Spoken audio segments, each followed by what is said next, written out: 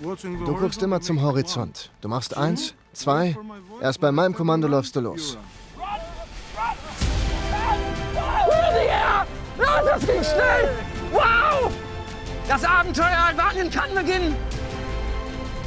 Albanien überrascht mit faszinierenden Küsten und atemberaubender Landschaft. Oft heißt es, es sei weniger erschlossen als andere europäische Länder. Stimmt das noch?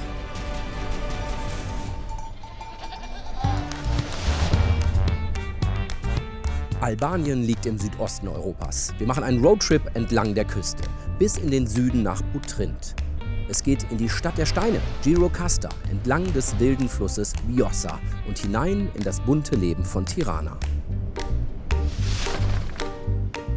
Albanien hat eine bewegte Geschichte.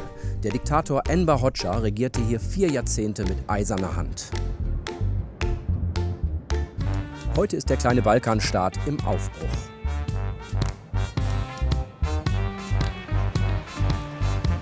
Zeit, ein spannendes Land zu entdecken. Kommen Sie mit nach Albanien von der Riviera bis Tirana.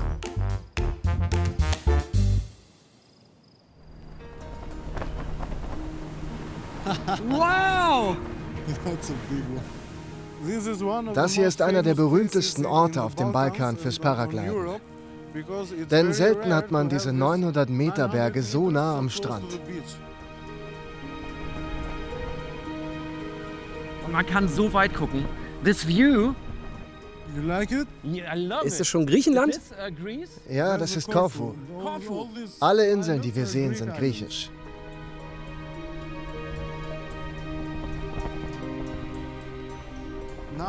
Wenn du willst, können wir jetzt mal einige Manöver machen. Yeah, let's do it. Klar, gerne. Oh Gott, oh Gott. Oh Gott, oh Gott, oh Gott. So crazy. Okay, das ist verrückt. Oh! Oh Gott, oh Gott, oh Gott. Okay, this way stop now. Oh, das ist schnell. That's fast, that's fast. Not now, Not now, not now. My hands in the air. Wait, now? Oh, Now. mein Feet. Wow! Und es fühlte sich gar nicht so schlimm an, wie ich dachte. Alp. Wieder Boden unter den Füßen. Vielen Dank. Thank you very, very much.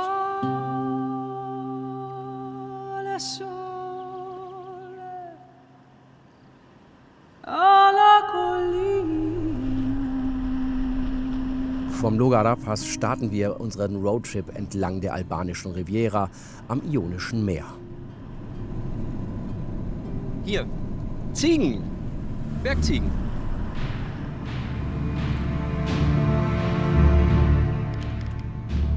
Albanien ist ein kleines Land und mit nicht einmal 3 Millionen Einwohnern ziemlich dünn besiedelt. 70% sind von Hügeln und Bergen bedeckt.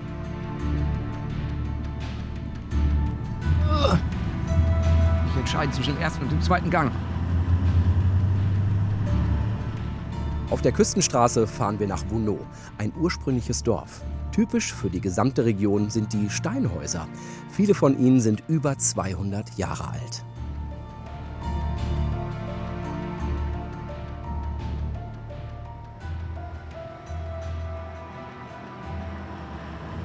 Jetzt weiß ich aber, warum es die Ampel hier gibt. Weil die Straße so eng ist, dass wirklich nur ein Auto durchpasst.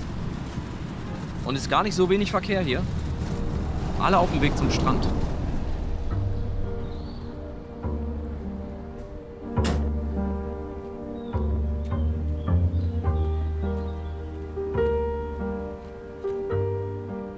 Nicht viel los hier. Immerhin, es gibt ein Hostel.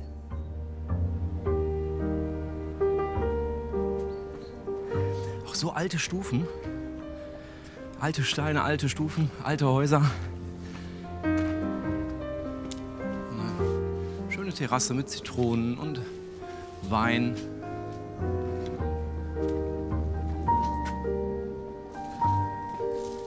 Hier ist der Tourismus auch noch nicht angekommen.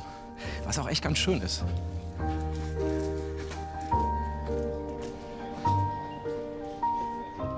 Und eine einzige Dorfbar gibt es. Wichtig.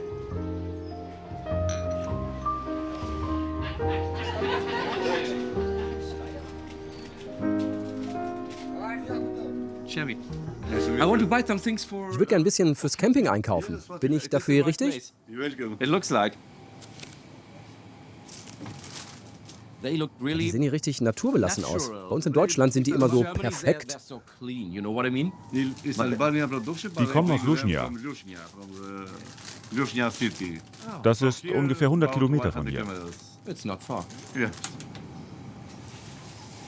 If Albanians eat Und wird in Albanien eigentlich viel Brot gegessen?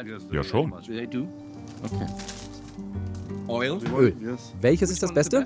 Das hier? Das Beste ist unser Raki. Ist Raki nicht... Wie Grappa. Yeah, but yeah, no. Oder Wodka. Ich dachte immer, es wäre griechisch. Nein, Albanisch. It's Albanian. Wir stellen den aus Trauben her. Die Währung heißt Lek. Für rund 900 albanische Lek, also etwa 9 Euro, gibt's selbstgemachtes Olivenöl, Brot, Schafskäse und Tomaten. Ziemlich günstig.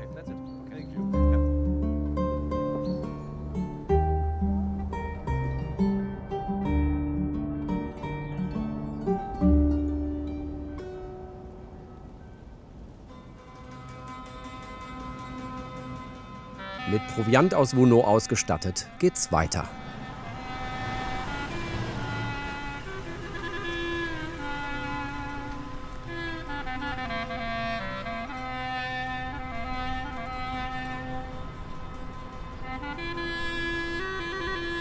Da! Ein Bunker. Ist jetzt nicht so was Besonderes, weil es hier so viele gibt, aber vereinzelt sind doch schon so klein, sind so kleine Iglu-Bunker, die man hier so sieht. Als ich das erste Mal gelesen habe, habe ich gedacht, es wären halt so richtige große Bunker, aber es sind meistens immer nur so für wenige Personen.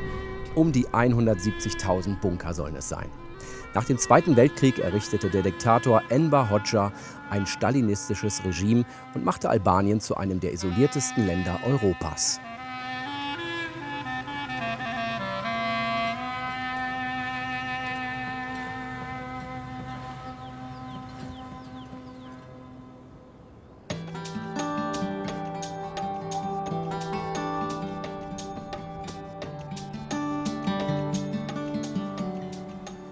Da wollen wir hin, zum Gjipe Beach.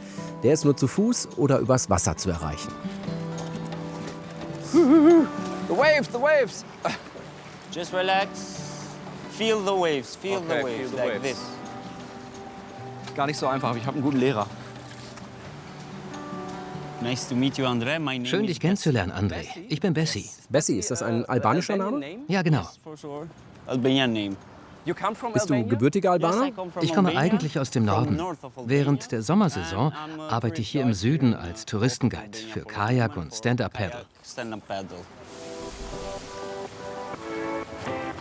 Die Küste hier besteht aus porösem Kalkstein, der über Jahrtausende von Wind und Wasser geformt wurde.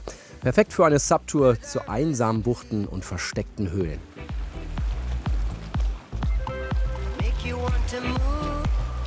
Now, if you Jetzt kommen wir näher an die Felsen. Wir können sogar in die Höhle rein. cave. Unbelievable! Yes, this is the pirates. Das ist die Piratenhöhle. And the pirate cave? Piratenhöhle hört sich an, als gäbe es hier eine Geschichte dazu. Yes, it's a legend. They Es heißt, say die the Piraten hätten sich hier bei Angriffen versteckt. hide when they attack. Do you think there are Glaubst du, dass hier irgendwo Geld oder Diamanten versteckt sind? We don't know. Ganz genau wissen wir das nicht. Man kann bis auf den Grund gucken. Das Wasser hier ist so klar. Man sieht genau, dass große Felsen heruntergefallen sind und jetzt ist in der Mitte der Höhle ein Loch. Middle of the cave.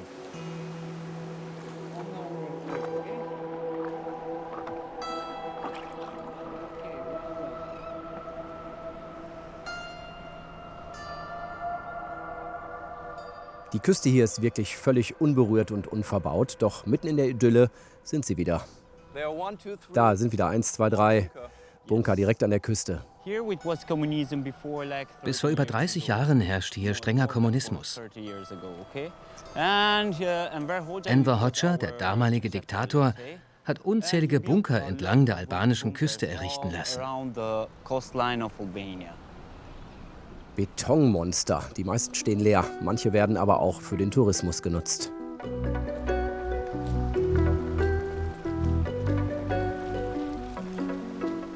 Was für ein toller Strand. Yes, this is Ja, das ist der Gjipe.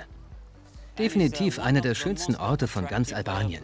Besonders, weil der Strand mitten in dieser Schlucht liegt. Im Sommer soll es ja allerdings auch richtig voll werden. Dann ist es kein Geheimtipp mehr.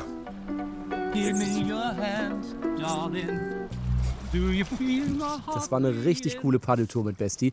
Zum Schluss gibt's noch eine Herausforderung. Die ultimative Balanceprüfung auf dem Sub.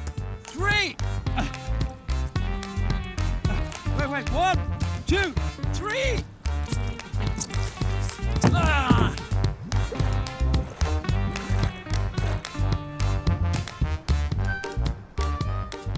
Wenige Kilometer vom Djipe-Strand entfernt liegt der Badeort Dermi. Bekannt für seinen langen Kiesstrand. Typisch für die Küste der albanischen Riviera.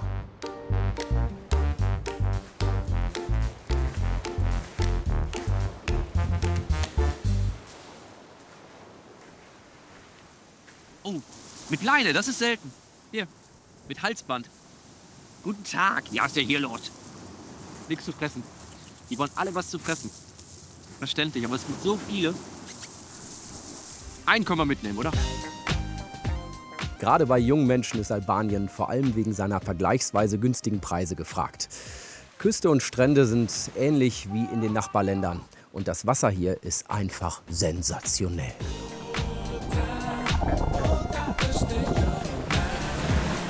So geht's.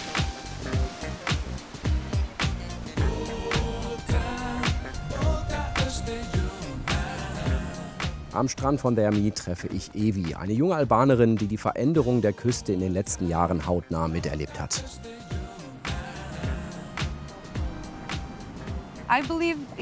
Ich glaube, dass es jedes Jahr mehr wird. Wir können tatsächlich sehen, dass das Interesse stark zugenommen hat. Es kommen immer mehr Touristen aus Ländern, die vorher noch nicht hier waren, wie zum Beispiel letztes Jahr, als viele Franzosen, Spanier und Niederländer zu uns kamen. Du bist hier aufgewachsen. Was war damals anders als heute? Es ist wie eine gute Erinnerung an eine andere Zeit. Alles war unberührt. Alles, was du jetzt siehst, gab es nicht. Bis auf 3 Bungalows gab es nichts. Mit diesen Bungalows hat in Dermi der Tourismus begonnen. In den 1990er Jahren, kurz nach dem Fall der Diktatur, hat Evis Großvater hier ein Stück Land gekauft und alles Ersparte in die ersten Bungalows gesteckt. Alle erklärten ihn damals für verrückt, denn es gab so gut wie noch keinen Tourismus hier. Während des Sozialismus war dieser Teil der Küste nur der politischen Elite vorbehalten. Normale Bürger machten hier keinen Urlaub.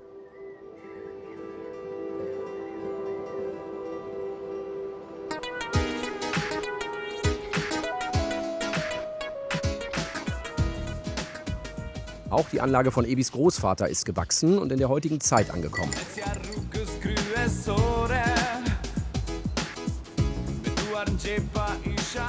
Evi hat sie übernommen und führt sie zusammen mit ihrem Bruder, eine Unternehmerin mit Gespür für die Aufbruchsstimmung im Land.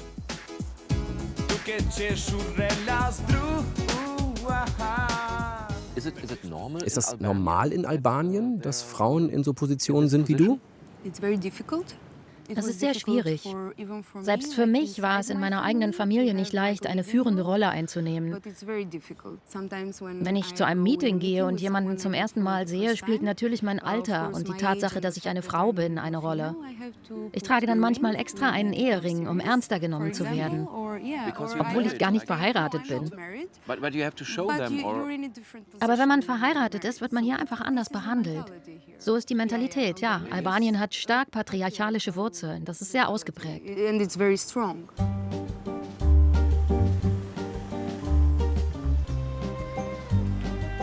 Dann erzählt Evi noch, dass viele junge Menschen Albanien verlassen.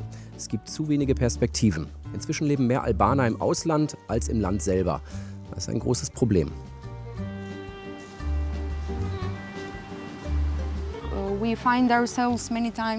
Oft stellen wir fest, dass wir hier keine Freunde mehr haben. Die meisten unserer Schulfreunde leben inzwischen woanders. Das ist so eine Sache. Was früher einmal eine große, starke Gemeinschaft war, auch innerhalb der Familie, hat sich durch den Kapitalismus irgendwie verändert. Hast du noch ein paar Tipps für mich? Überall, wo du hinkommst, musst du unbedingt die lokale Küche probieren. Egal, ob das ein kleiner oder großer Ort ist. Das Essen ist einfach wunderbar. Und du musst die Einheimischen kennenlernen. Sie sind sehr offen und gesprächig. Sie möchten, dass du dich wohlfühlst und mitbekommst, dass sie gute Arbeit machen.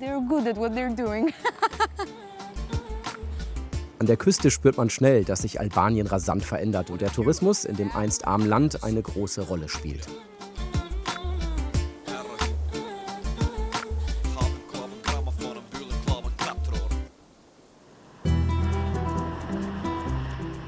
Wir bleiben noch ein bisschen an der Küste. In Vuno sind wir mit einem Schäfer unterwegs. Danach erleben wir ein Stück Geschichte Albaniens in Porto Palermo und besuchen die berühmte Burg des Ali Pascha.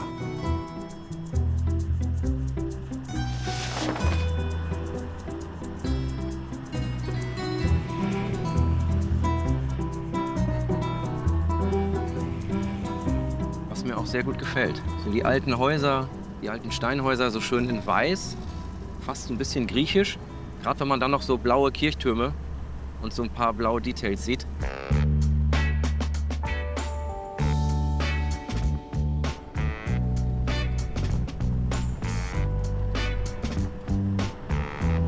Ah, eine Tankstelle, die brauchen wir. Rechte Seite, glaube ich.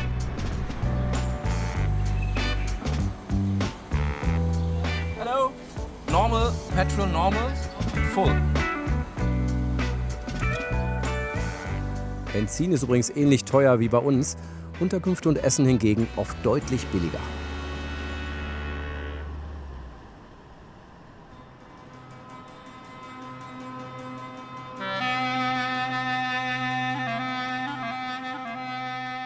Wir sind in den Wäldern unweit von Vuno. Einige wenige Familien leben hier noch von der Schafzucht. Eine Tradition, die seit Generationen weitergegeben wird.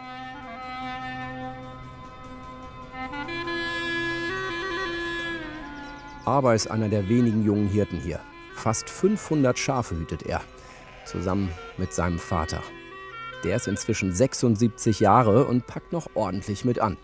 Auch weil es keine anderen Arbeitskräfte gibt. Jeden Morgen und Abend müssen die Tiere gemolken werden.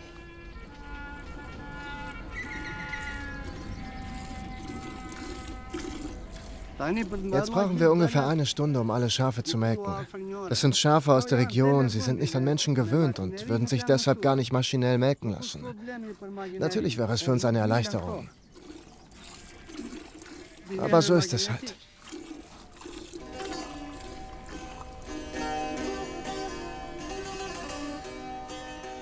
Aber muss gut auf seine Tiere aufpassen.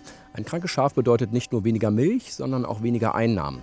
Er muss unbedingt vermeiden, dass sich die ganze Herde infiziert. Ich kann die Lämmer genau anschauen und erkennen, welches krank ist. Wenn das Ohr warm ist, hat es Fieber. Ich habe eine Spritze in meiner Tasche. Ich nehme sie und gebe die richtige Menge an Medikamenten. Je nachdem, wie viel das Lamm wiegt. Im Moment sind alle gesund. Warum? Weil ich immer hinter ihnen bleibe. Ich lasse sie nie, nicht einen einzigen Moment alleine. Manchmal träumt Aber von einem anderen Leben. Doch seine Herde kann er nicht im Stich lassen. Also bleibt er. Ab und zu schaut er bei seinem Freund Mantos vorbei, der in der alten Dorfschule ein Hostel betreibt. Ich war selbst mal Schüler an dieser Schule. Und ich erinnere mich, wie die Gassen im Dorf voller Kinder waren. So still wie heute war es damals nicht. In der kurzen Saison, die wir hier im Hostel haben, nur 2 Monate, versuche ich dem Ort ein bisschen Leben einzuhauchen. Es gibt ein Sprichwort. Ein Stein hat sein Gewicht nur an seinem Platz. Wenn wir alle diesen Stein verlassen, verliert er seinen Wert. Ein Thema, das uns immer wieder begegnet und die Menschen hier beschäftigt. Die jungen Leute ziehen in die Städte oder verlassen Albanien und gehen ins Ausland.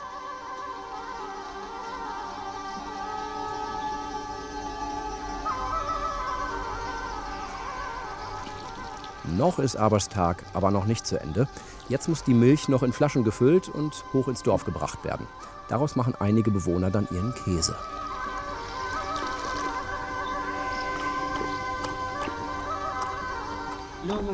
Ich bin müde, aber nicht zu sehr.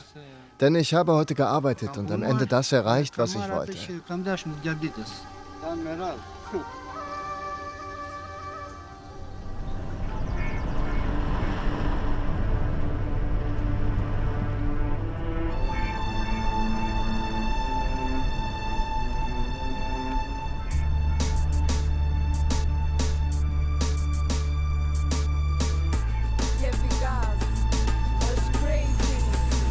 Hier, ein Esel, mitten auf der Straße. So habe ich es mir vorgestellt. Oh Gott, oh Gott, oh Gott. Ach, interessiert ihn auch nicht. Für alle ganz normal.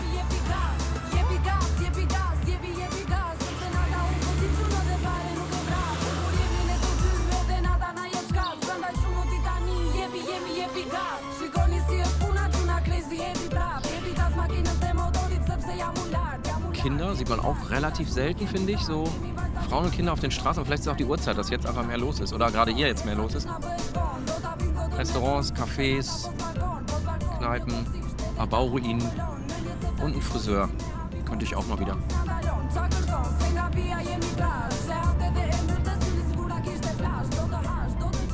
Wow, Graffiti.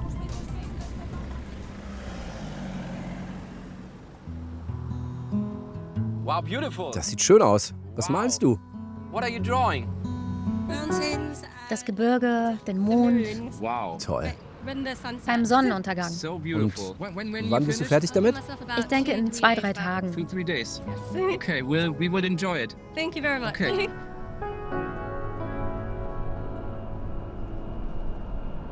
Kurz hinter Imara erreichen wir Porto Palermo mit der berühmten Ali Pascha Burg.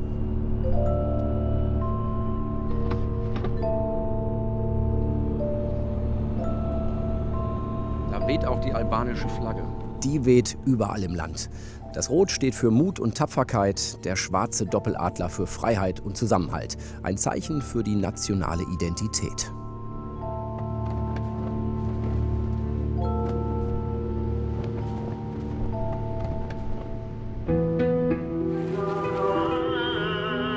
Über 4 Jahrhunderte stand Albanien unter osmanischer Herrschaft. Erst 1912 wurde das Land unabhängig. Ali Pascha, einer der mächtigsten Männer seiner Zeit, nutzte den Einfluss, um sein eigenes Reich zu errichten, innerhalb des Osmanischen Imperiums. Diese Burg war sein Stützpunkt. Von hier aus konnte er die Küste kontrollieren.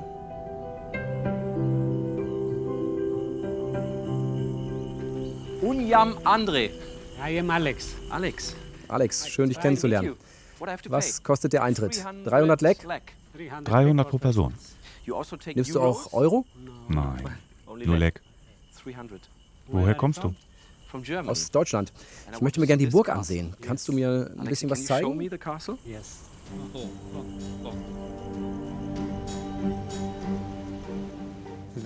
Das ist das Zentrum der Festung. Du musst dir die Zeit vor über 200 Jahren vorstellen, während der osmanischen Herrschaft. Okay. It's Ottoman Empire time. Das ist Ali Pascha, gebürtiger Albaner, aber Statthalter im Auftrag der Osmanen. Mit geschickten Allianzen, einer eigenen Armee und strenger Verwaltung baute Ali Pascha ein weitgehend unabhängiges Herrschaftsgebiet auf. Von hier aus kontrollierte er Küstenstädte, Handel und Steuern und prägte die Region innerhalb des Osmanischen Reichs.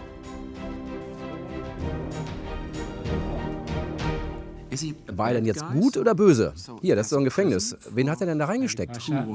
Die keine Steuern bezahlt haben. Er hat sie nicht sofort umgebracht, sondern erst mal für 2 Monate gefangen genommen, bis sie schließlich doch bezahlt haben.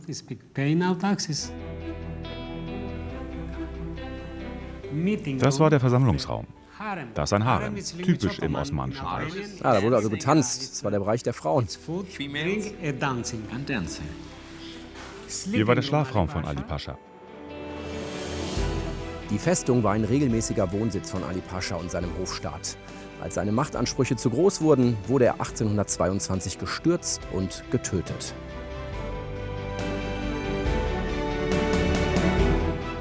Hier oben sieht man auch auf ein Stück jüngste Vergangenheit.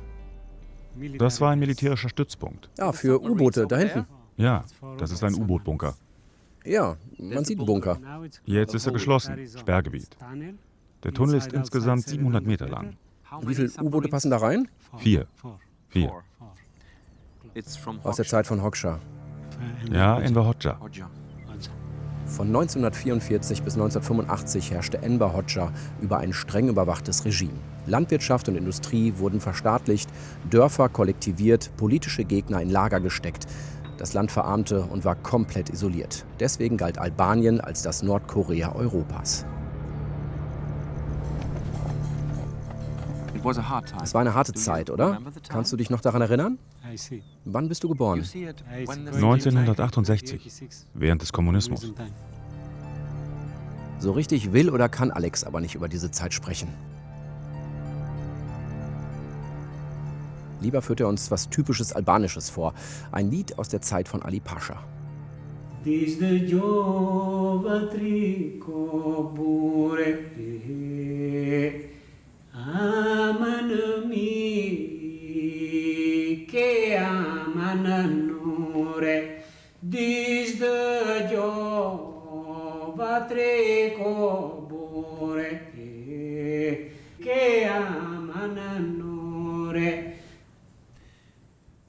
Worum geht's in dem Lied? Es handelt von einer von Ali Paschas Frauen. Also eigentlich ein Liebeslied. Alex, es war mir ein Vergnügen.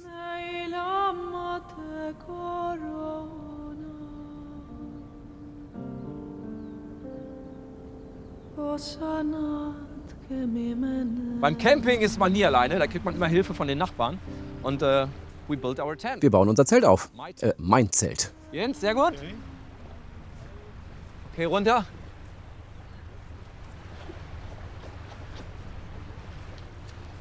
Das ging, oder? Ich glaube, das war's. Ja, alles gleich, danke dir. Schlafsack, Essen, Trinken. Oh, ist der frisch? Octopus, can I have a look? Kann ich mal gucken? Du machst Witze, oder?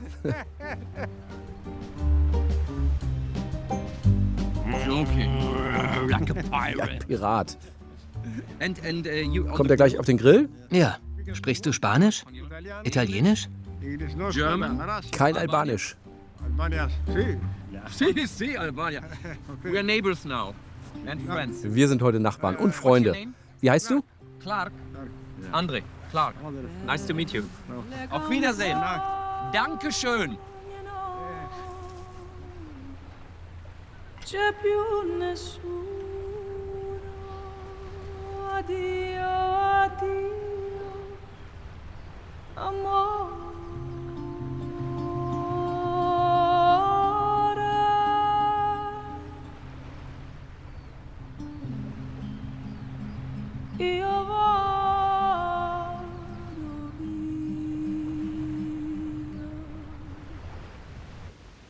Between a crucifix and the Hollywood sign, we decided to get hurt.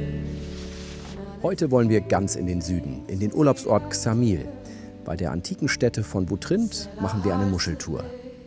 Und besuchen dann Gjirokasta, auch bekannt als Stadt der Steine. Vorgelagerte Inselchen und Wasser in fast unwirklichem Türkis. Ksamil ist Albaniens bekanntester Badeort.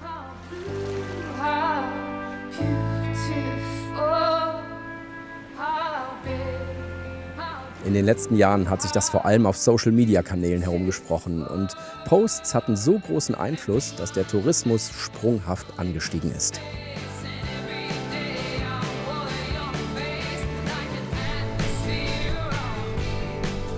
Das hier ist die Karibik Europas, Ksamil. Man sieht schon ganz viele hochwertigere Hotels, hier so die ersten Strandbars, Souvenirs, Geschäfte, die es sonst gar nicht so verteilt gibt. Und eine Autowaschanlage. Oh Gott! Waschstraße trifft Barbershop. Ziemlich gutes Geschäftsmodell. Hi, hey, schön dich kennenzulernen. Zeit für einen Haarschnitt. Ja, klar. Okay, the car and me. Das Auto und ich. Mach uns mal schön. Ich bin ein bisschen ängstlich. Wieso das denn? My hair. Meine Haare. Ja, nicht zu kurz, das ist das Einzige. Und wie lange hast du deinen Friseurladen schon? Seit 6 Jahren. 6 Jahre schon. Mit 18 habe ich den Barbershop eröffnet, direkt nach der Schule. 6 Jahre, das ist schon eine Zeit. Jetzt bin ich 25. Okay.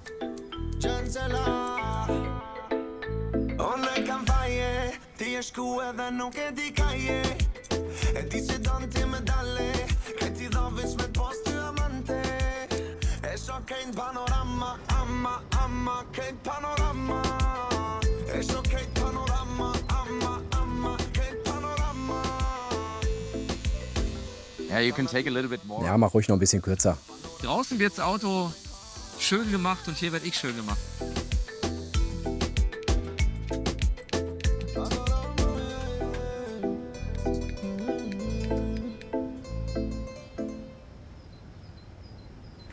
Tada! Ich weiß nicht, ob man es erkennt, aber ich bin's.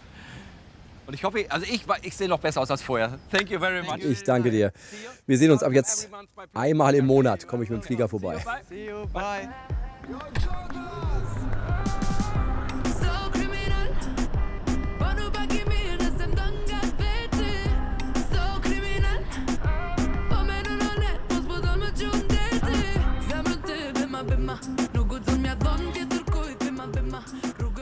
Wenige Kilometer südlich von Ksamil beginnt der Butrint-Nationalpark.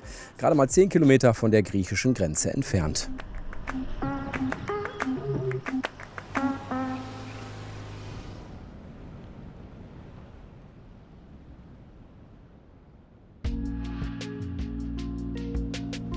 Der Butrintsee ist über einen Kanal mit dem Meer verbunden. Deswegen vermischen sich Süß- und Salzwasser. Beste Voraussetzung für die Butrint-Muschel, die hier seit den 1960er Jahren gezüchtet wird. Perşendetje. Perşendetje, welcome. Perşendetje. How are you, sir? I'm fine. Good. How are you, sir? Good, thank you so Nice much. to meet you. Nice to meet you. We make a boat trip. We have a date. Und wir sind für eine Bootstour verabredet. So, Mein Captain heißt Elidu. Bei ihm und den anderen Anbietern kann man Touren buchen, auf denen man viel über die berühmten Butrint-Muscheln erfährt.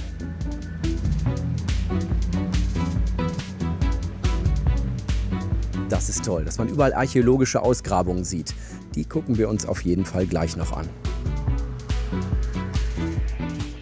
Die Zuchtanlagen hier stammen noch aus der Ära der kommunistischen Planwirtschaft. An der Technik hat sich bis heute nichts geändert.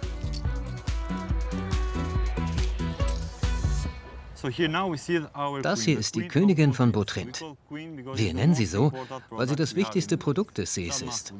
Die Muscheln, die hier wachsen, sind blaue Muscheln. Wenn wir sie öffnen, ist die Innenseite der Schale blau. Elidu erzählt, dass der Butrintsee ein außergewöhnlich artenreiches Ökosystem ist. Besonders für Vögel und nicht nur für die ein wahres Paradies.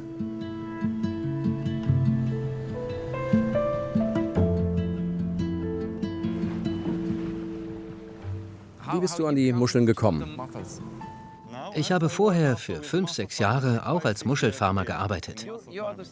Ach, du hast die gleiche Arbeit gemacht wie... Ich habe früher das Gleiche gemacht wie die Familie, die wir jetzt kennenlernen. Und dann habe ich mit diesen Muscheltouren angefangen.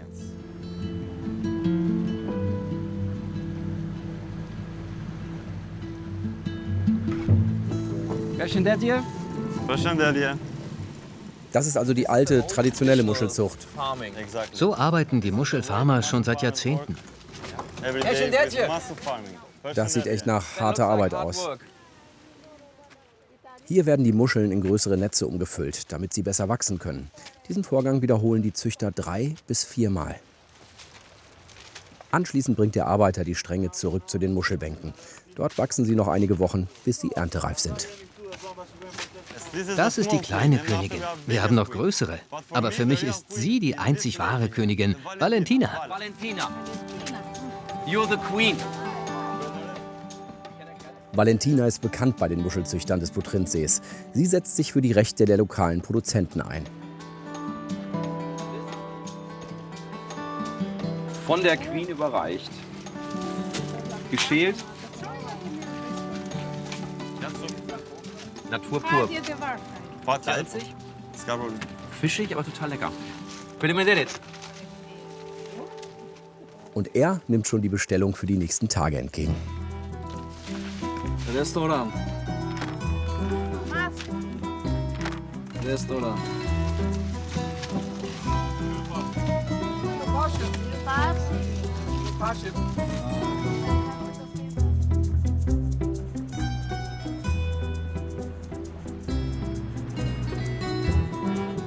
Wir haben auf jeden Fall wieder eins der Geheimnisse Albaniens gelüftet, warum es hier so schön ist, wie es ist. Man darf teilhaben an den traditionellen Dingen, gerade bei den Farmern. Ganz einfach, ganz schön, ganz echt, ganz nah. Simple way of life. Simple way of life.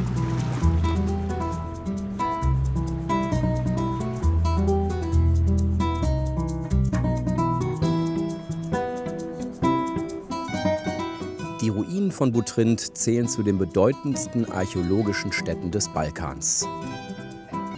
Hier links, das ist Lola. Sie liebt diesen Ort und macht hier Führung. Eine gute Abwechslung für Touristen, die eigentlich zum Strandurlaub an die Küste kommen. Wir sind Albanerin aus Kosovo und wir kommen jedes Jahr im Urlaub. Es ist ja unser Ziel, jedes Jahr die 4 Wochen hierher zu kommen. Eigentlich, wir beide leben in Berlin. Ich war nur am Strand, aber für mich war immer das Ziel, bis hier einmal kommen.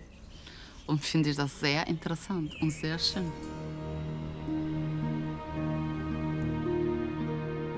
Auf dem weitläufigen Gelände stehen Ruinen aus über 2500 Jahren Geschichte. Griechen, Römer, Byzantiner, Venezianer und Osmanen haben hier ihre Spuren hinterlassen. Das Besondere ist, dass hier eine ganze antike Stadtstruktur erhalten blieb.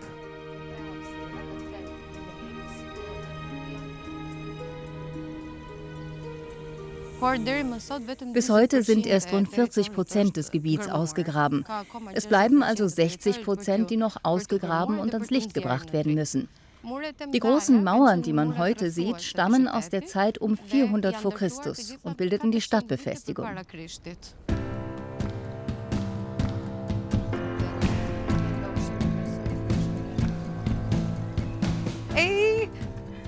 Wenn sie Geräusche macht, bedeutet das, dass sie glücklich ist.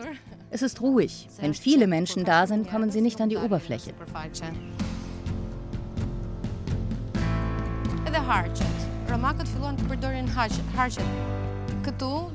Hier könnt ihr einige Inschriften sehen, die in griechischen Buchstaben geschrieben sind. Das Altgriechische war damals eine weit verbreitete Sprache, so wie heute das Englische.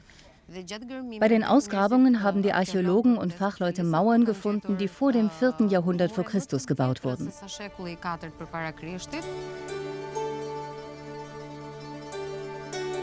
Während der Blütezeit sollen hier bis zu 10.000 Menschen gelebt haben.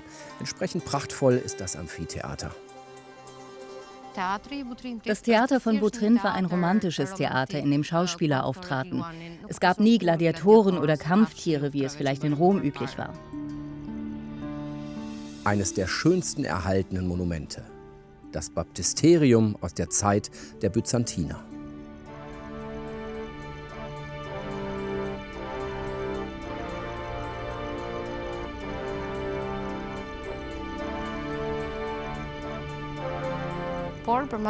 Wenn man sich die Größe mit den 14 Meter hohen Mauern vorstellt, kann man erahnen, wie groß die Bevölkerung damals gewesen sein muss und welche Bedeutung Butrint als Zentrum gehabt hat, dass so eine große Kirche notwendig war. Bis ins 18. Jahrhundert war die Basilika die Hauptkirche von Butrint. Vermutlich war der gesamte Boden mit diesem Mosaik verziert. Eine Mischung aus Archäologie und Natur, die wirklich einzigartig ist.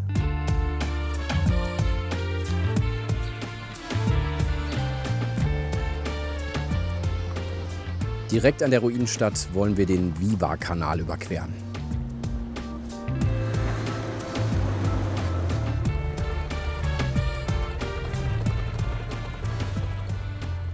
Was kostet's? 700 Lek. 700, okay. Oh. Nicht gerade billig. Stolzer Preis, rund 7 € für knapp 50 Meter Transport.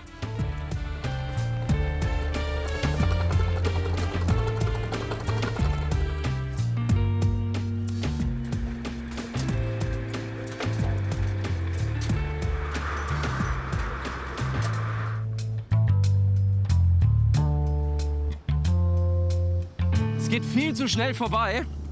Geht schon wieder weiter.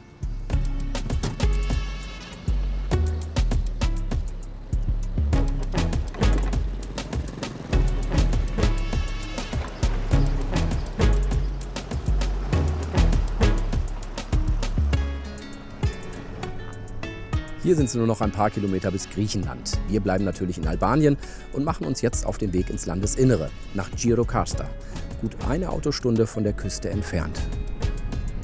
Die Straße ist schon ein bisschen schmaler als die anderen.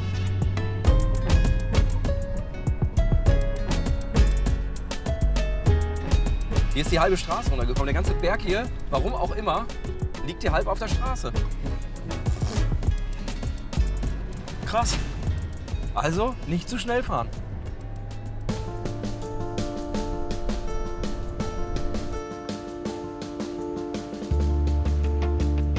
Albanien hat viele Flüsse und ist entsprechend wasserreich. 95% des Stroms werden aus Wasserkraft gewonnen. Damit ist Albanien neben Island das einzige Land in Europa, das seinen Strom zum größten Teil aus erneuerbaren Energien bezieht.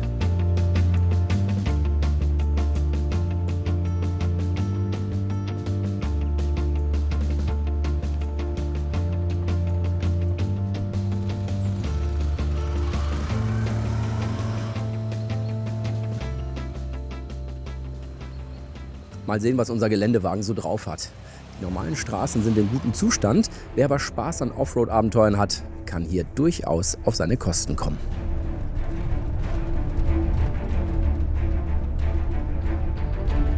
Unser frisch gewaschenes Auto. Achtung, einmal durch die Schlammpfütze. Daumen drücken, dass wir nicht stecken bleiben. Wir sind durch. Juhu. Sehr schön. Ich hätte noch eine goldene Campingregel. Schlafplatz finden, bevor es dunkel wird. Ich sag nur so viel, es dämmert. Noch vor Einbruch der Dunkelheit kommen wir in Gjirokasta an. What a beautiful view. How beautiful. Love it. Toll.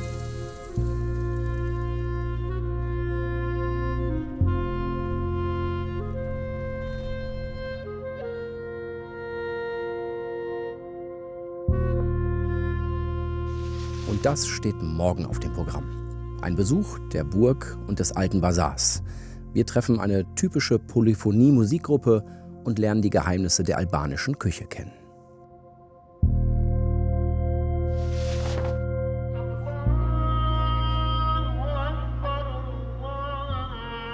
Gut 45% der Albaner sind Muslime. Aber der Glaube wird hier eher locker gelebt. Religiöse Toleranz gehört zur albanischen Identität. Und so leben Muslime, orthodoxe und katholische Christen friedlich zusammen.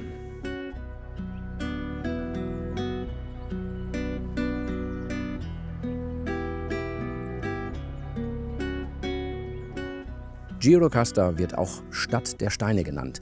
Man versteht sofort wieso. Die stattlichen Turmhäuser und die gut erhaltene osmanische Architektur sind UNESCO-Weltkulturerbe.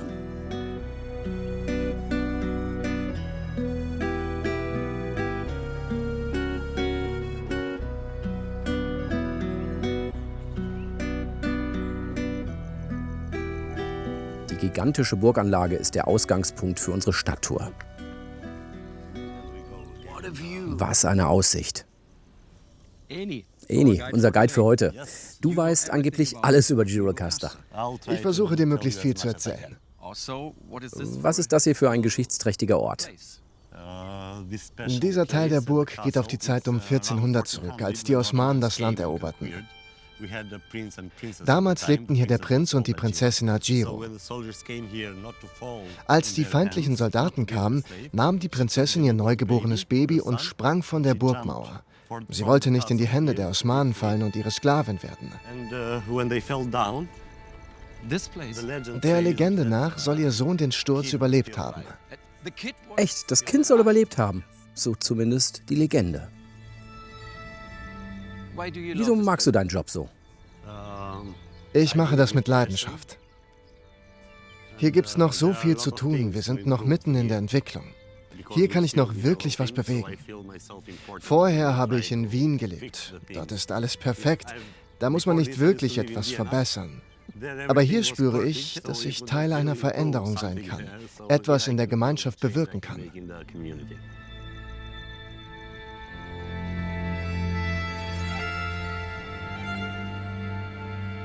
Eni erzählt, dass viele Menschen aus Gjirokasta weggegangen sind. Ein Grund, die Restaurierung der historischen Steinhäuser ist zu teuer.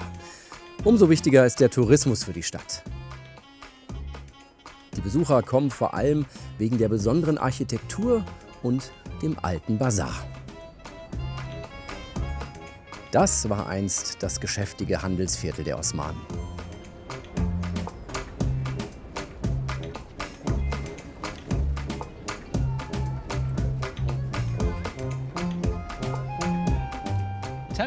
Was ist die Geschichte des alten Basars? Als sich das Leben außerhalb der Burg und der Häuser ausbreitete, entstand hier der Marktplatz. Hier traf sich alles. Man fand Handwerker, Händler, die mit Silber und Gold handelten, aber auch Leute, die Milch, Käse und andere Dinge des Alltags verkauft haben.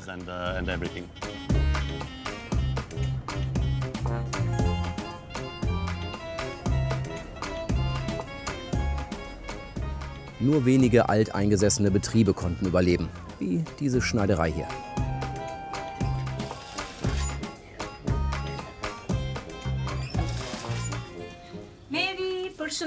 Mary, hallo meine Liebe. Also ich habe diese Stücke schon durch den Schneiderrahmen gezogen. Es war mal eine Bluse, die ich aufgetrennt habe. Und jetzt möchte ich, dass du mir daraus kleine Beutel machst, um Blumenvasen hineinzusetzen. Das hier soll außen sein. Wir nähen es fest und ich glaube, das reicht dann gut für eine Vase. Und das hier ist genau passend für eine Wasserflasche.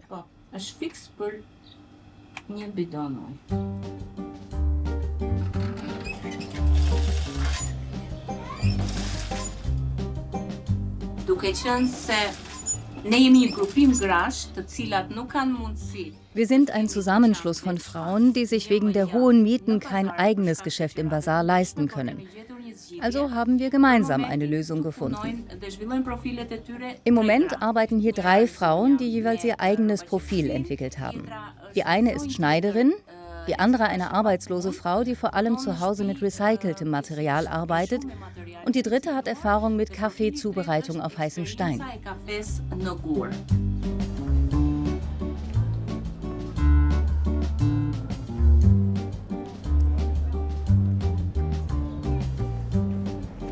Eni möchte mir noch eine andere, weniger touristische Seite von Gjirokasta zeigen.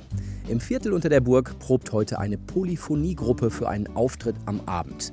Eni kennt die Jungs und wir dürfen ein bisschen zuhören. Polyphonie, das ist ein jahrhundertealter Gesangsstil.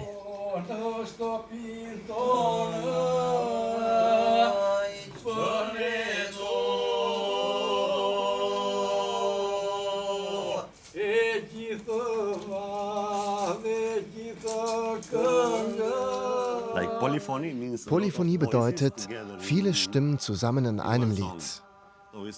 Es gibt verschiedene Rollen. Einer hat die Führungsstimme und die anderen antworten.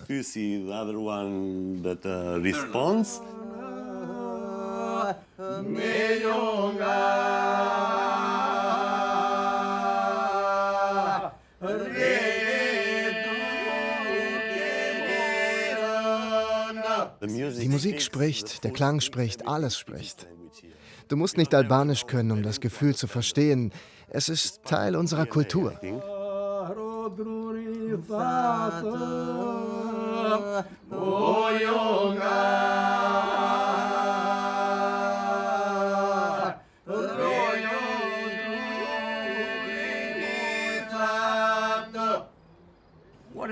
Wovon handelt das Lied? Was ist die Aussage? Das Lied, das ihr gehört habt, ist ein Hochzeitslied. Normalerweise singen wir diese Lieder bei Feiern, an Geburtstagen, Hochzeiten, Verlobungen oder bei jeder Art von Fest, aber auch bei Konzerten. Wo liegt der Ursprung dieses Polyphonie-Gesangs? Es ist eine sehr alte Tradition. Man sagt, sie stammt von den Hirten, die allein mit ihrem Vieh durch die Berge zogen und dabei sangen.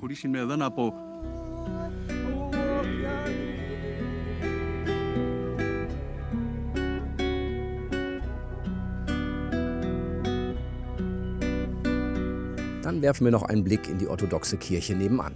Davon gibt es viele im Süden. Die meisten sind frei zugänglich.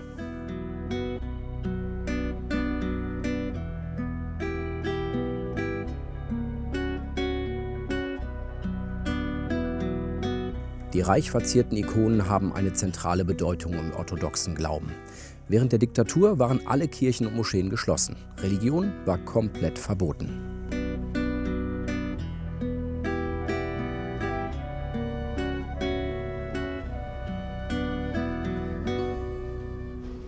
Wir wollen wieder zurück ins Zentrum. Unterhalb der Burg verbinden Tunnel die Stadtviertel miteinander. Und auch dazu gibt es eine Geschichte.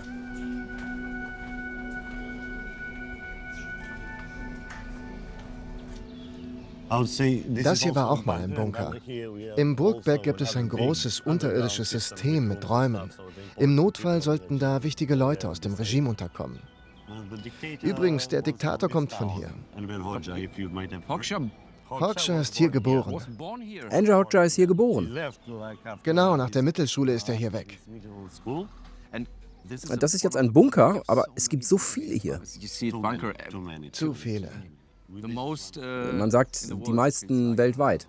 700.000 davon wollte er bauen lassen. 700.000? Einen für 3 Leute. Für sein eigenes Land. Was denkst du darüber? Er hatte Angst vor Angriffen von außen. Er war regelrecht paranoid und ließ überall im Land Bunker bauen. Der Diktator in Miniaturform. Hier ist er zum Touristenmagnet geworden und wird in allen Varianten vermarktet.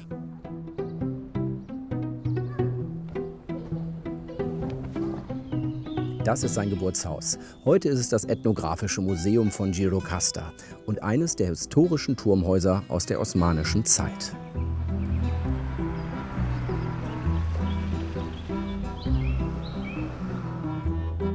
Genau wie dieses hier. Das ist eines der berühmtesten, weil es besonders gut erhalten ist. Es kann von innen besichtigt werden. Die Führungen macht die Hausherrin Woisava persönlich. Das ist das Cekate-Haus. Hier bin ich geboren und aufgewachsen. Dieses Haus ist 213 Jahre alt. Es wurde im Jahr 1812 gebaut und es ist ein Turmhaus. Es besteht aus diesen 2 Festungen, die durch 2 Bögen miteinander verbunden sind, mit einem Balkon. In einem solchen Turmhaus lebte nur, wer richtig wichtig war. Woisavas Vorfahren, die Cekate-Familie, war während der osmanischen Zeit eine der einflussreichsten Gjirokastas. Das wäre übrigens heute die Küche mit Esszimmer und raffinierten Details. Hier kann man Dinge, aber auch Menschen verstecken. Während des Kriegs haben wir hier eine Partisanin versteckt. Wir haben den Eingang so abgedeckt, etwas drüber gelegt und niemand hat sie gefunden. Natürlich auch, weil niemand das vermutet hätte. Beeindruckend, wie die wohlhabenden Bürgerfamilien zur Zeit der Osmanen lebten. Mit einem Hauch von orientalischem Luxus und Räumen für jede Lebenslage. Das hier ist das Winterzimmer, sogar mit eingebautem Dampfbad.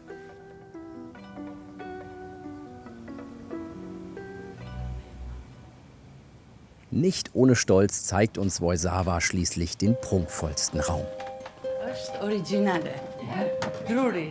Dieser Raum hier ist original. Die Wandmalereien sind komplett original. Die Früchte und Blumen symbolisieren eine wohlhabende Familie. Der Kamin ist genauso erhalten, wie er beim Bau war.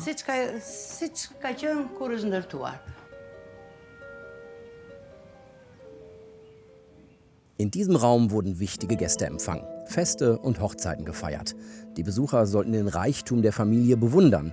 Schließlich stand sie in enger Verbindung mit Ali Pascha, dem mächtigen Gouverneur von Südalbanien. Hier stand der Hausherr und beobachtete, wie auf den Feldern gearbeitet wurde. Von hier aus sah er, ob man wirklich arbeitete oder nur herumstand.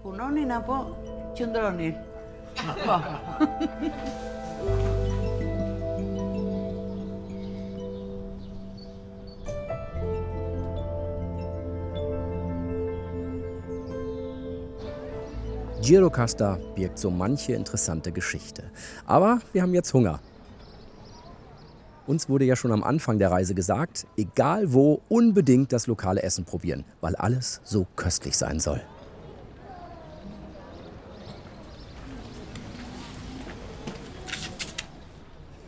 Es sieht so aus, als würdet ihr auch nach dem Kochkurs suchen. Hi, ich bin André. Schön, euch kennenzulernen. Hi, Chris. And Danny. Nice to meet you. Nice to meet you. Okay, we cook together or you Kochen wir zusammen? Oder ihr für mich? Naja, mal sehen. I don't trust you.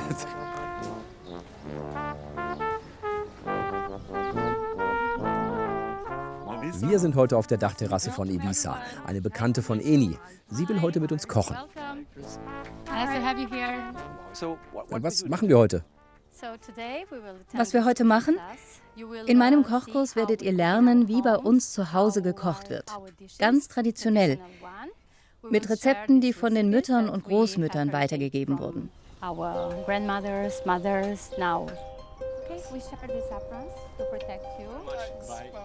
Eni muss jetzt weiter und wir müssen an den Herd. 3 Gänge werden wir zubereiten. Now it fits, but later. Okay, wir fangen mit dem ersten Gericht an. Unsere berühmten Reisbällchen. Der Reis ist schon vorbereitet und vorgekocht. Warm oder kalt? Der ist nicht warm. Ich habe noch ein bisschen Salz dran getan.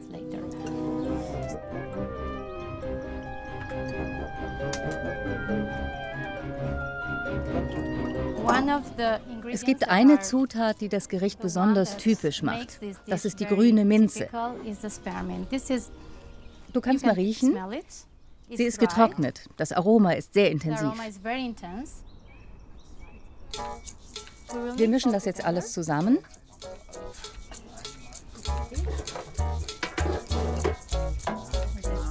Special one. A special one. I've never seen before. It's special for this. Yes, Die ist ziemlich alt.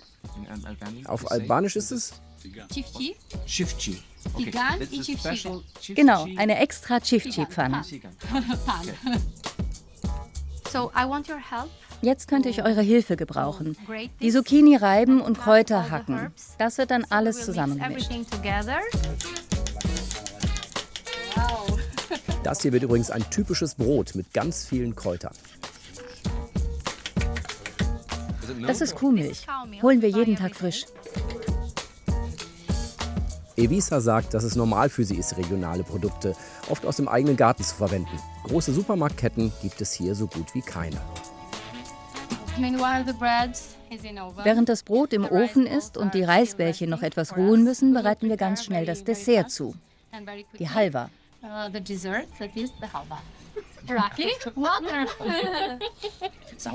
Unser Geheimnis, es ist nur Wasser. Halva ist eine traditionelle Süßigkeit hier. Dafür wird Mehl, Butter und Zucker ausgelassen, bis ein Sirup entsteht.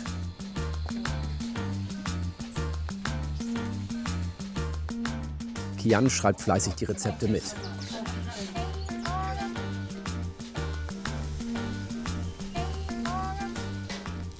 Zur Halva kommen jetzt noch gehackte Mandeln dazu. Simple shape. Ja, mit einer guten Großmutter lernt man das. You can put more.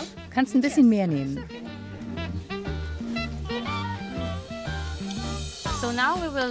Jetzt sehen wir, wie man die Reisbällchen brät. Denn wir benutzen keine normale Pfanne, sondern diese typische mit den Vertiefungen. Da muss man richtig schnell sein.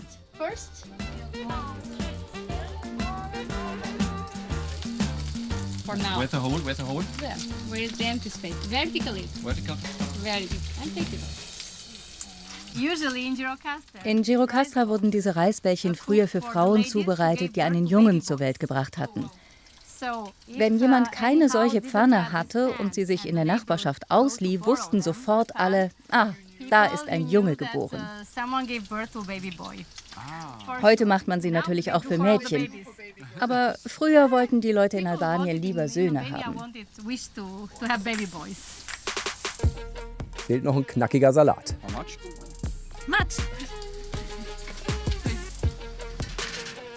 Und das Brot mit den vielen Kräutern ist auch fertig. Unsere 3 Gänge machen ganz schön was her, obwohl wir so wenige Zutaten verwendet haben. Das ist wohl eins der Geheimnisse der albanischen Küche.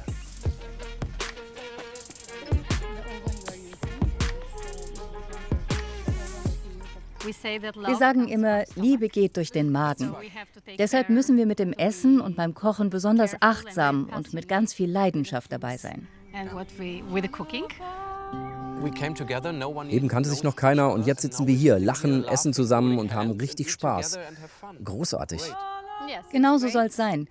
Man findet Freude und das Geheimnis oft in den einfachen Dingen. Einfaches Leben, das habe ich schon öfter hier gehört. Einfach genießen. Wir machen Dinge nicht kompliziert. Wir kochen mit wenigen Zutaten und zaubern daraus was Wunderbares. Thanks. Thank you. Thank you. c'è più nessuno. Addio, addio, amore.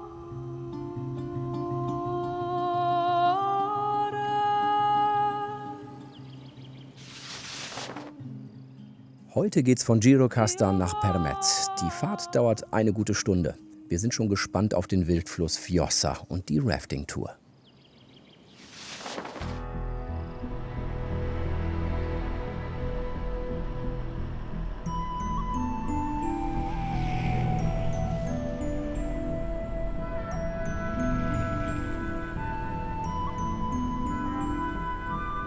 Auf dem Weg ins Fjosatal, entlang des letzten Wildflusses,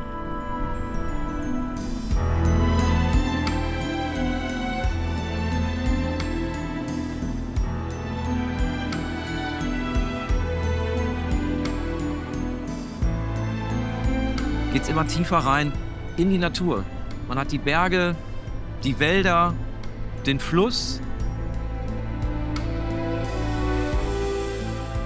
Ein Fluss, der von der Quelle bis zur Mündung wild und frei fließt. Das ist selten in Europa. Die Fjosa entspringt in Griechenland und durchquert auf fast 200 Kilometern den Süden Albaniens. 2023 wurde sie zum Flussnationalpark erklärt und steht damit unter Naturschutz. Vorne ist so eine ganz alte Brücke. Da fahren wir jetzt gleich einmal drüber. Ich hoffe, sie ist zweispurig.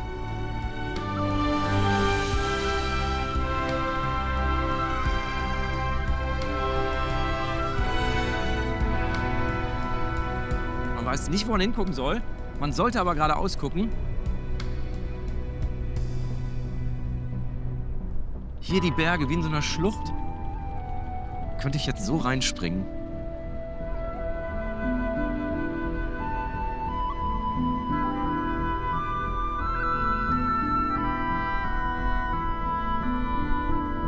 Hier spürt man schon, wie tief man in das Land, in dieses Tal hier reinfährt. Hier ist nämlich gar nichts. Gerade waren noch ein paar Pensionen da. Wie viele Besucher kommen auch wir zum Wildwasser-Rafting. Seit die Fjosa Nationalpark ist das nur auf bestimmten Abschnitten erlaubt. Ganz ungefährlich ist das allerdings nicht. Also gibt es vorher eine gründliche Einweisung. Rafting ist ein Gruppensport. Wir müssen alle zusammenarbeiten.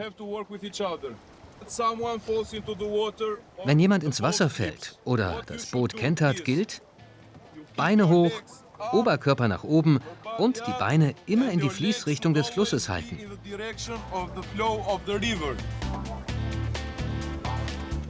Los geht's!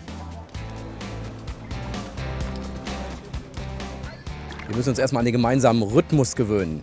Xabi ist der Chef an Bord. Forward, right back. Go, left, forward, right back. Go, go. Vielleicht kannst du ja die Trommel spielen. Pom, pom, pom.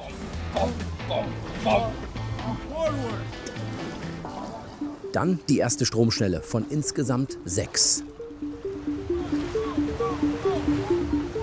Je nach Wasserstand hat die Fjosa den Schwierigkeitsgrad 2 bis 3. Das ist schon herausfordernd, aber mit Guide absolut machbar.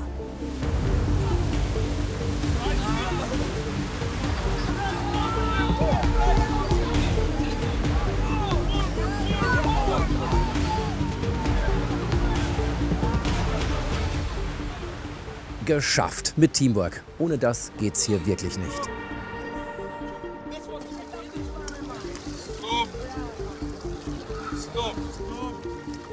Irma bietet hier seit 10 Jahren Rafting-Touren an. Sie war damit die erste an der Fjosa. In den letzten Jahren hat es sich rumgesprochen, dass dieser Fluss was ganz Besonderes ist.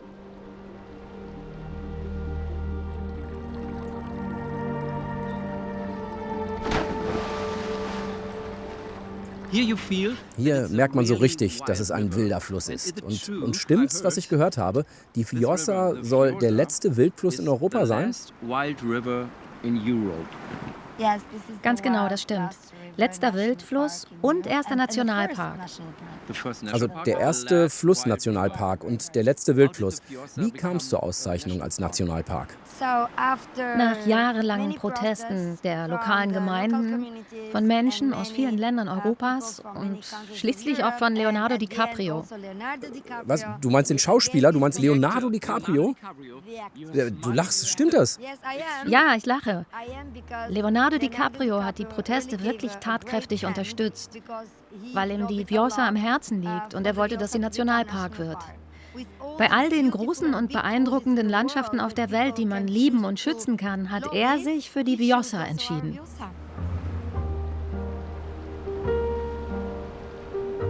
Durch diesen wichtigen Status konnte beispielsweise der Bau von geplanten Staudämmen verhindert werden.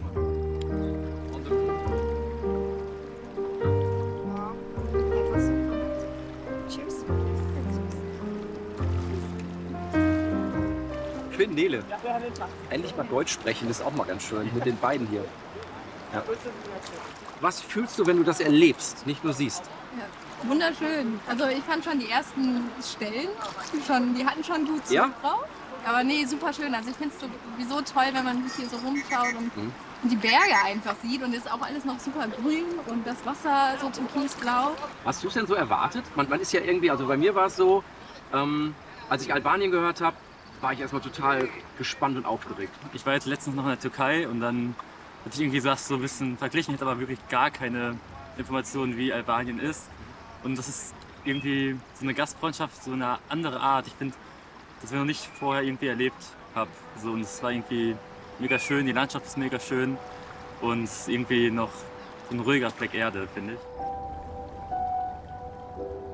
Mit Pause dauert die Tour ungefähr 3 Stunden. Irma ist im Vjosatal aufgewachsen. Der Fluss ist ihr Ein und Alles.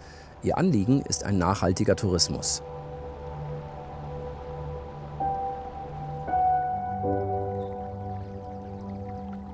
Ich will die Vjosa zeigen, sie aber gleichzeitig erhalten. Ich und wir alle hier wollen natürlich unseren Lebensunterhalt verdienen. Aber wir suchen keine großen Geschäfte oder verrückte Investitionen. Sonst könnten wir nicht das bewahren, was wir haben. Und in Zukunft weiterhin das sehen, wofür wir jetzt gesegnet sind.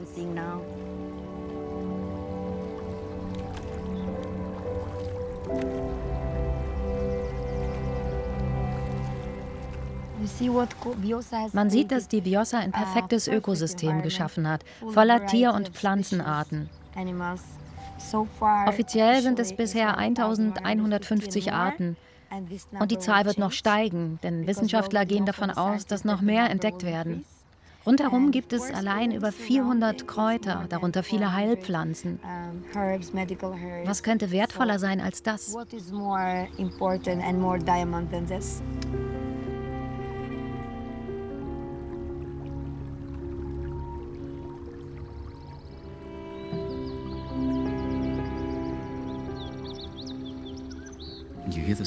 Hörst du das? Die Vögel sagen, schön, dass ihr da wart.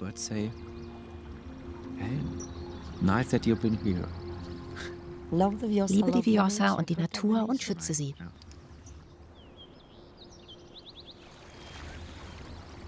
Gegen Ende der Tour wird's noch mal richtig aufregend. Erst eine kleine Stromschnelle.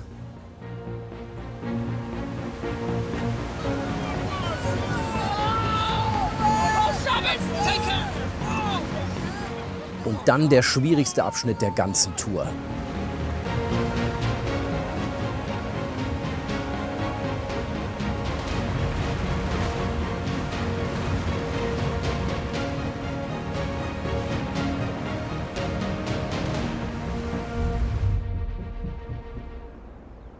Wir singen hier, was ein Erlebnis!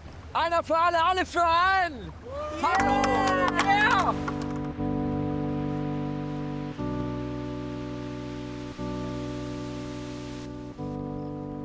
Direkt am Flussufer stehen einige Camper. Ja, da bin ich heute Nacht wenigstens nicht ganz allein. When you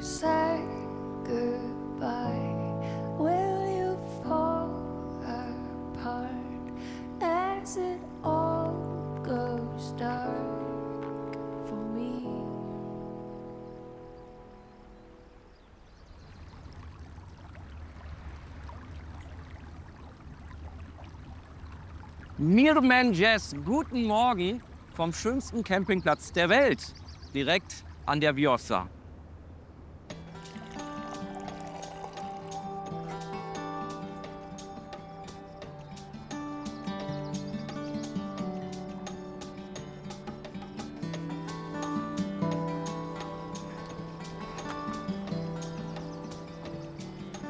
Hier muss man echt kein Campingprofi sein, hier kann man aber zu einem werden, denn hier ist wirklich alles mit dabei, was man braucht.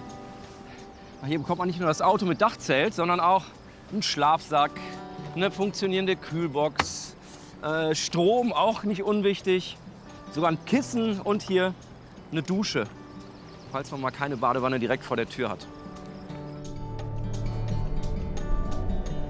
Wir fahren nach Tirana, in die albanische Hauptstadt. Die Fahrt dauert gut 3 Stunden.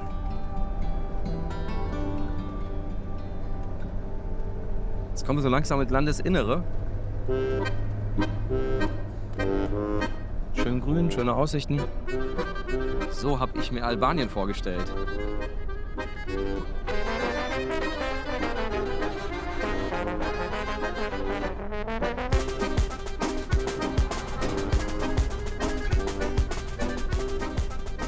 Tirana liegt ziemlich zentral im Westen Albaniens, eingebettet zwischen Hügeln am Fuße des Daiti-Gebirges. Wir treffen uns auf dem Skanderbeg-Platz zu einer Citytour, erfahren viel über die Vergangenheit der Stadt und haben die Gelegenheit, einen Blick in die Villa des ehemaligen Diktators zu werfen.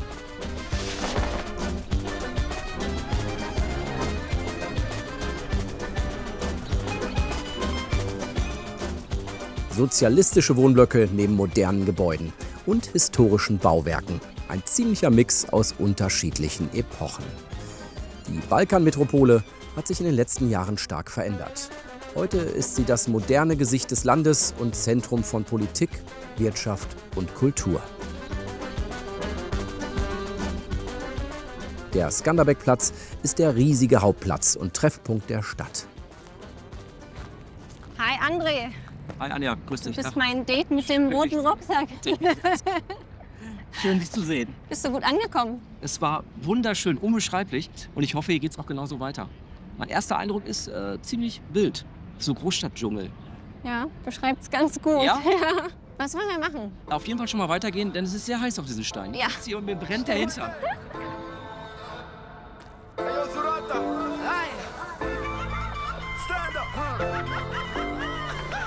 Der Platz ist benannt nach dem Nationalhelden Skanderbeg, der im 15. Jahrhundert den albanischen Widerstand gegen die Osmanen anführte.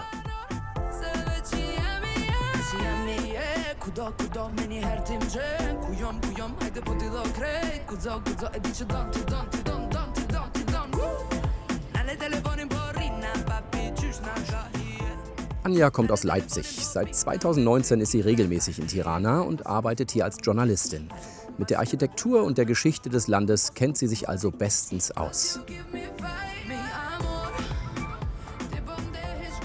Die Idee des Architekten war, dass man von hier auf Augenhöhe ist mit den ganzen wichtigen Institutionen, die um den Platz liegen. Und was ist das für ein Gebäude? Das ist das Nationalmuseum. Das Mosaik stammt von 81 von einer Künstlergruppe. Schöner sozialistischer Realismus und erzählt die albanische Geschichte. Also du hast da links hast du die Illyra, dann hast du Freiheitskämpfer im Bild. Und bei dem Gebäude war der Architekt betrunken? Es sieht schon so ein bisschen so aus, so ein bisschen schief und krumm und so. Das war nicht laut. Ich glaube, das war ein niederländischer Star-Architekt. Wie kommen die Albaner darauf, sich einen niederländischen Architekt hier ranzuholen? Das war eine Marketingstrategie vom ehemaligen Bürgermeister Erion Veliaj, der viele Star-Architekten ins Land geholt hat, um auf Tirana aufmerksam zu machen. Die Strategie hatte Erfolg. Immer mehr Reisende entdecken Tirana. Die Hauptstadt zählt inzwischen zu den am schnellsten wachsenden Touristenzielen Europas.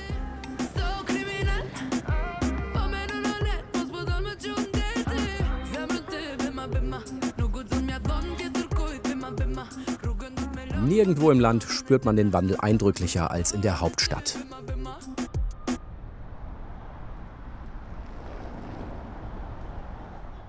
In den frühen 2000er Jahren ließ Edi Rama, damals Bürgermeister, die grauen Wohnblöcke bunt streichen.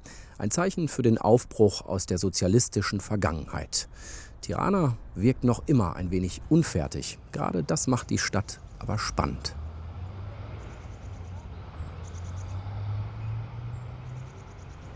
Für Touristen gibt's viel zu entdecken. Auch Plätze, an denen man die Geschichte der Stadt hautnah erleben kann. Anja schickt mich ins Bunk-Art-Museum, ein Ort des Erinnerns an die Zeit der Diktatur.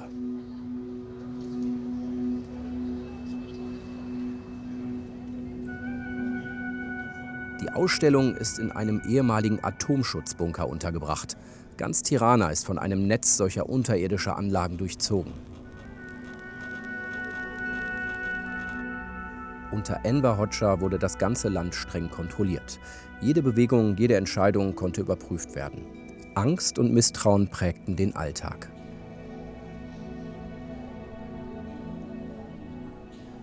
Die Ausstellung zeigt die Methoden von Unterdrückung, Überwachung und Verfolgung. Museumsmitarbeiter Sokol erlebte die Diktatur nur als kleines Kind, setzte sich aber später intensiv damit auseinander. Was ist die Geschichte dieses Raums? Als die Kommunisten an die Macht kamen, war das Erste, was sie taten, sie nahmen für sich in Anspruch, Albanien von den Faschisten und Nazis befreit zu haben. Und sofort danach machten sie die Grenze dicht und isolierten Albanien von allen anderen Ländern. Am Anfang setzten sie deutsche Schäferhunde ein, um die Grenze zu bewachen. Deswegen sagt meine Generation und die ältere heute immer noch nicht deutsche Schäferhunde, sondern Grenzhunde. Sie waren extrem effizient, darauf trainiert, Menschen an den Händen oder Beinen anzugreifen und lebendig festzuhalten. Wenn sie dich kriegten, wurdest du verhört. Wer hat das getan? Wer waren deine Helfer?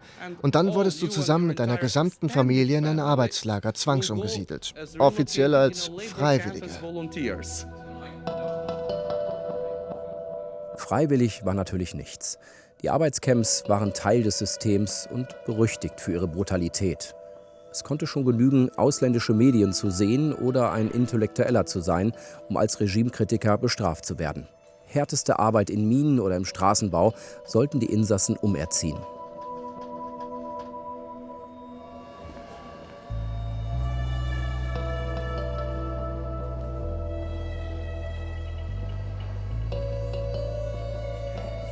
Next room, next story. Nächster Raum, nächste Geschichte. Hier geht's um die Fortbewegung.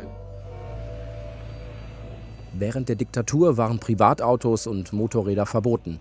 Der Straßenverkehr gehörte quasi dem Staat. Nur Partei und Behörden durften fahren. Der Rest musste sich zu Fuß, mit dem Fahrrad oder Bus fortbewegen.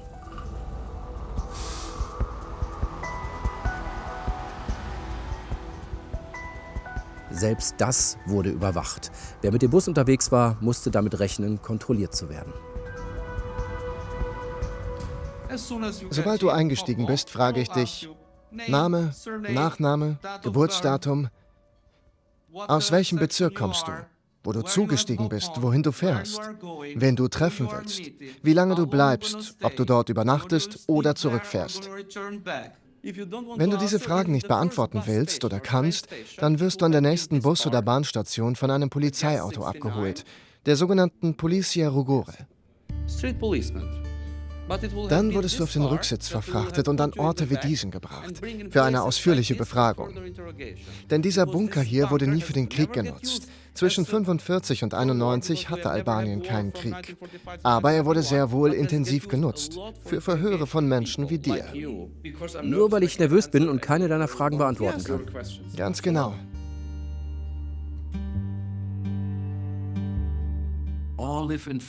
Alle lebten in ständiger Angst. Alles, was du erzählst, es dreht sich immer nur um Angst. Ganz schön erschütternd. Unvorstellbar, dass das alles erst gut 35 Jahre her ist. Es war wirklich interessant, aber jetzt bin ich auch froh, wieder zu gehen. Ich danke dir. Gerne. Oh, Virupaschim. No, perfect. Yes.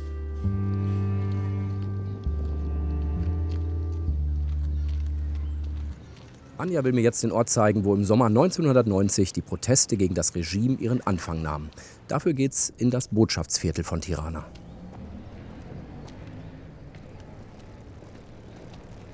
So, hier sind wir jetzt an der deutschen Botschaft. Ja, den Adler kenne ich. Und es sieht so ein bisschen aus wie so eine Berghütte. Berghütte. Genau, das habe ich gedacht. Genau. Stellen sich die Albaner so ein deutsches Haus vor vielleicht? Seit es die Botschaft gibt, sicher, ja. Und hier gibt es auch eine irre Geschichte zu. Erzähle ich dir aber von der Rückseite und dafür nehmen wir eine Geheimtür. Dann gehen wir einmal hier rein. Das ist nicht dein Ernst. Wir gehen jetzt da rein. Fühlt sich an, als würde ich hier nicht mehr lebend rauskommen.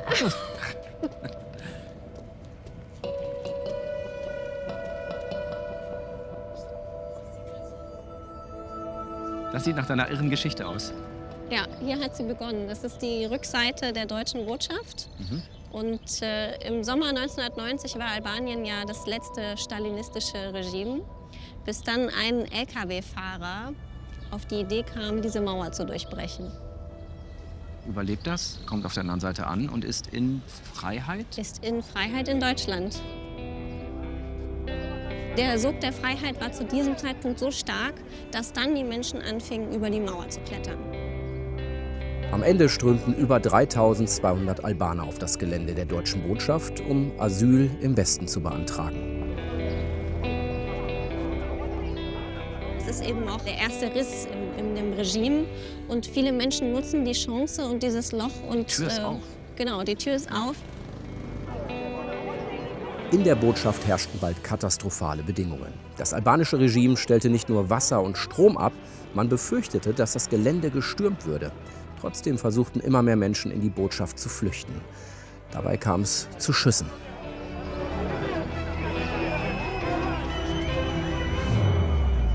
Es gibt Proteste, weil bei diesem Fluchtversuch durch das Loch ein Junge angeschossen wird, der dann seinen Verletzungen erliegt im Spital. Und dann gibt es Proteste in verschiedenen Orten auf den Straßen. Und das ist eigentlich der Anfang vom Ende des Regimes. Alle 3200 Flüchtlinge durften am Ende nach Deutschland ausreisen. Einige von ihnen kehrten nach dem Fall der Diktatur zurück nach Albanien.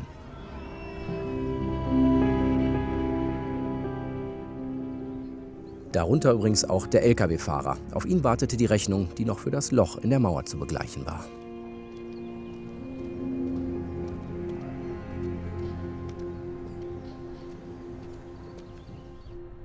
Im Zentrum von Tirana ist alles fußläufig zu erreichen. Anja zeigt mir das Viertel Bloku, heute der angesagteste Stadtteil. Und auch hier wieder mit einer besonderen Geschichte.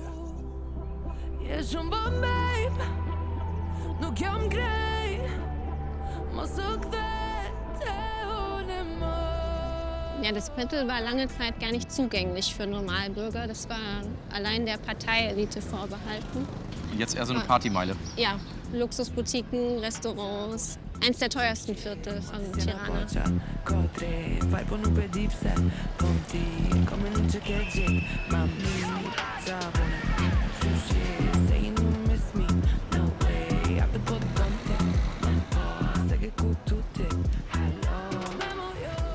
So, jetzt sind wir gleich da. Das ist die ehemalige Residenz von Enver Hoxha.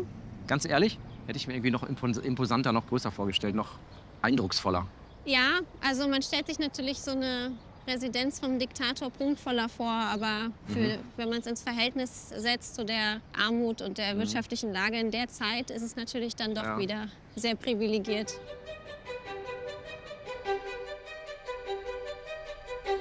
Hier lebte Hoxha mit seiner Familie und engen Familienangehörigen bis zu seinem Tod 1985.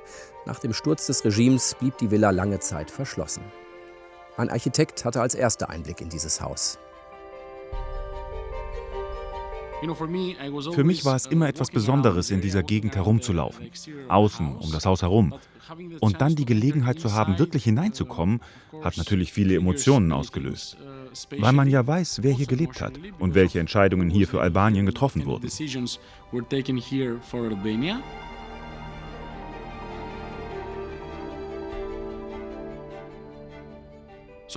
Wir haben das Haus genau so vorgefunden. Nichts wurde abgerissen, nichts zerstört. Aus vielen Gründen wurde es wie ein Vakuum mitten im Stadtzentrum bewahrt. Warum also nicht diesen Ort öffnen und ihn jeden Tag neu erkunden? Seit 2024 wird die Villa als Residenz genutzt. Internationale Künstler und Künstlerinnen wohnen und arbeiten hier für mehrere Wochen. Darunter auch Erdiola, eine albanisch-italienische Videokünstlerin. Sie lässt sich heute von Saimir die Villa zeigen.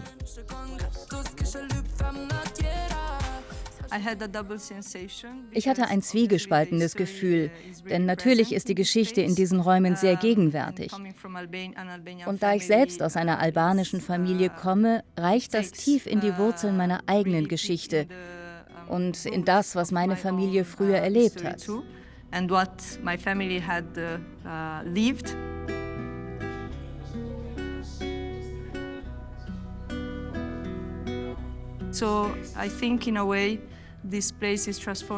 Ich denke also, dass dieser Ort in gewisser Weise seine eigene Geschichte verändert, indem er die Erinnerungen von uns allen, die von hier stammen, auf eine Art und Weise heilt.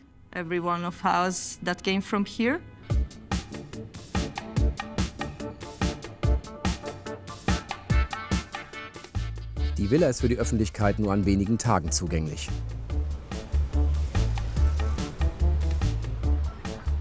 Dann möchte mir Anja noch ein weiteres Gebäude aus der Zeit der Diktatur zeigen. Seit kurzem ein neuer Hotspot Tiranas. Was ist das für eine Aussicht? Auf der aufwendigsten Aussichtsplattform? Was ist das hier? Das ist eine Pyramide. Also war ursprünglich mal als Museum für den Diktator gedacht. Wurde später ein bisschen als Mausoleum verspottet. Wegen seiner Form. Ja. So ein bisschen Treffpunkt für alle. Ist jetzt multifunktional. Gastronomie, da ist eine Bank drin, es gibt eine Bücherei hier drüben. Als verschiedene Nutzungen. Kurz bevor die Sonne weg ist, pass auf. Achtung. Und ein kitschiges Sonnenuntergangsbild. Sehr schön. Ach, toll. Noch ein Drink? Du weißt wo, ich zahle. Ja? In Leck.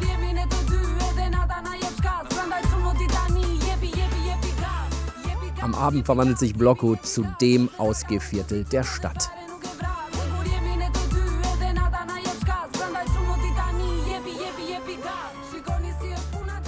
Unsere Tirana-Tour endet wieder am Skanderbeg-Platz in einer Rooftop-Bar.